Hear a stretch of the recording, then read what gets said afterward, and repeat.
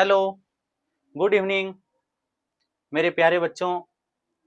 जैसा कि coding decoding पढ़ाया जा रहा था, पिछले 4 लेक्चर इसी कोडिंग डिकोडिंग पे बनाया गया और कोशिश किया गया कि जितने सारे NMMS परीक्षा में रीजनिंग के कोडिंग डिकोडिंग में जितने टाइप को वो पूछता है, वो सारे टाइप्स को कवर करें। उसी में देखा गया, पिछले जितने सारे प्रीवियस ईयर्स में क्वेश्चन आए थे, उस सबको जब देखा गया तो एक टाइप और बच रहे थे, उसको आज खत्म कर दिया जाएगा। ठीक है, उसके बाद फिर इस परीक्षा में जो भी कोडिंग डिकोडिंग का क्वेश्चन आएगा वो सारे इसी लेक्चर्स में होंगे। मतलब टोटल 5 लेक्चर है ना कोडिंग डिकोडिंग का, उसी से होगा। मतलब पूरा टेंशन खत्म। तो जो भी क्वेश्चन आज करवाएंगे बहुत आसान होगा, मात्र 5 क्वेश्चन होंगे, उसी को देखना है। ठीक है, तो स्टार्ट करें बिना देर किए। पहला क्वेश्चन देखते हैं। तो मेरे भाई इस क्वेश्चन को खूब बढ़िया से देखो और पढ़ो। यहाँ ना ये जो ऐसे एरो दिए हैं वो शॉर्ट फॉर्म में लिखे हैं। अभी बताते हैं पूरा डिटेल्स में कि कैसे ये पूरा लिखा गया है। बोला गया है ना कि नारंगी को मक्खन कहा जाता है। किसी भाषा में नारंगी को मक्खन बोला गया है, मक्खन को साबुन बोला गया है, और साबुन को स्याही, और स्याही को शहद कहा जाता है, और शहद को नारंगी कहा जाता है। तो क्वेश्चन है कि कपड़ा धोने के लिए कौन काम में आता है। ये बहुत वायरल है, रीजनिंग में ये टाइप बहुत वायरल है। समझ गए? इसका बनाने का सीधा सा फंडा है कि जो भी क्वेश्चन पूछा गया ना कि कपड़ा धोने के लिए कौन काम में आता है, तो डायरेक्ट हिट करो कि कपड़ा धोने के लिए कौन आता है। ये बेसिक जानकारी है। तो अपने मन से जो मतलब रियल लाइफ में जो नॉलेज है या रियल लाइफ में जिस चीज को हम जानते कि कपड़ा धोने के लिए कौन काम में आता, तो कपड़ा धोने के लिए काम में आता है जी साबुन। बस यही फोकस करना है। कपड़ा धोने के लिए कौन काम में आता? साबुन। और साबुन को कहा क्या गया है? स्याही। बस साबुन से कपड़ा धोते और इसको कहा गया स्याही। मतलब इसका आंसर साबुन नहीं देंगे, जो साबुन को कहा गया है वो देना है। तो साबुन को कहा गया स्याही, तो आंसर क्या होंगे? स्याही। ठीक है, समझ आया? अभी पूरा का पूरा 5 क्वेश्चन करवाएंगे, इसी पे बेस्ड होंगे। देखना फिर क्वेश्चन देखो भाई। सेकंड नंबर है, नीला को हरा कहा गया है, हरा को बैगनी, बैगनी को सफेद, सफेद को काला, और काला को नीला कहा गया है। किसी भाषा में कहा गया है। तो हंस का रंग क्या होगा? पढ़ के क्या लगा? है ना इजी, बहुत आसान से बन जाएंगे ये। हम क्या बोले, बार बार फोकस करना है जो इस क्वेश्चन को दिया है और हम जो जानते हैं उस पे। तो बताओ हंस का रंग क्या होगा? तो हंस का रंग कैसा होता? उजला, उजला होता ना हंस। बस मतलब सफेद। फोकस करो कहां है सफेद, ये तुरंत टिक मत मार देना कि हंस का रंग सफेद होता है बस सफेद आंसर नहीं। ये ना कोडिंग डिकोडिंग में बोला गया कि उस भाषा में मतलब सब रंग को क्या कहा गया है। तो हंस का रंग होता है जी सफेद, और सफेद को बोला गया है भैया काला। तो हंस का रंग क्या होगा इस क्वेश्चन के अकॉर्डिंग? क्या होना है? काला। क्लियर है ना? क्लियर। फिर देखो तीसरा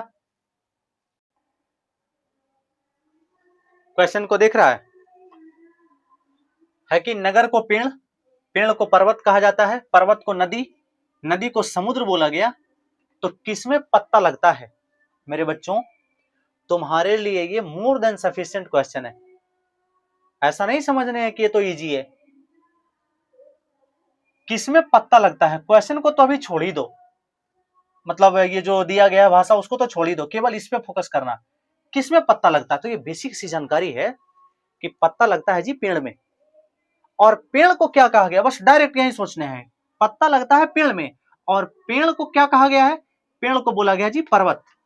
बस डायरेक्ट इसका आंसर दे देना है पर्वत। इधर ना मत सोचना इधर उधर की बातें कि पत्ता लगता है पर्वत में, ये कौन आंसर है।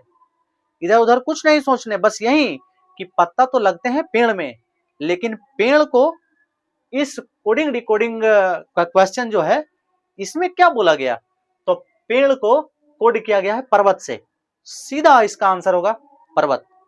समझ रहे हैं। देखो फिर मेरे बच्चों, ये 4th नंबर क्वेश्चन को पूरा बारीकी से पहले 10 सेकंड तुम खुद ही देख लो, उसके बाद मैं सॉल्व करूंगा। पॉज करना और इसको सॉल्व करना। देखो बोला गया कि किसी भाषा में जूता को ग्लव्स बोलते, ग्लव्स को विकेट बोला गया, विकेट को गेंद बोला गया, गेंद को लकड़ी बोला गया। तो क्वेश्चन है कि किसे पैरों में पहना जाता है।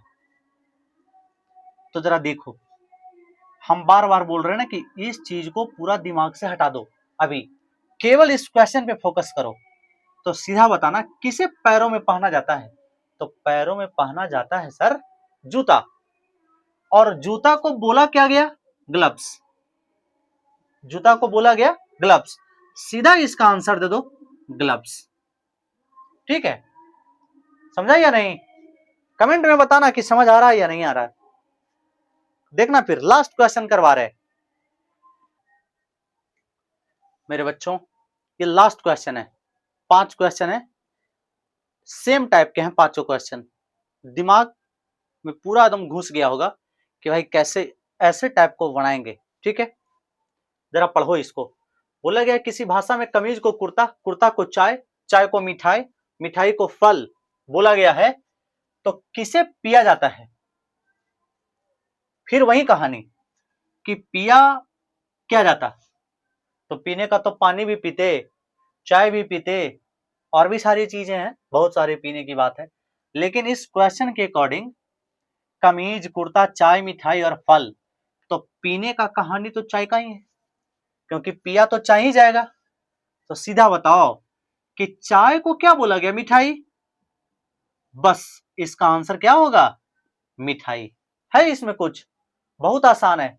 फिर लास्ट में बता रहे हैं कि जो भी क्वेश्चन पूछा जाएगा ना, उसको अपने बेसिक जानकारी के हिसाब से बस उसको पकड़ लेना है, और वो वर्ड को, उस शब्द को क्या कोड किया गया है।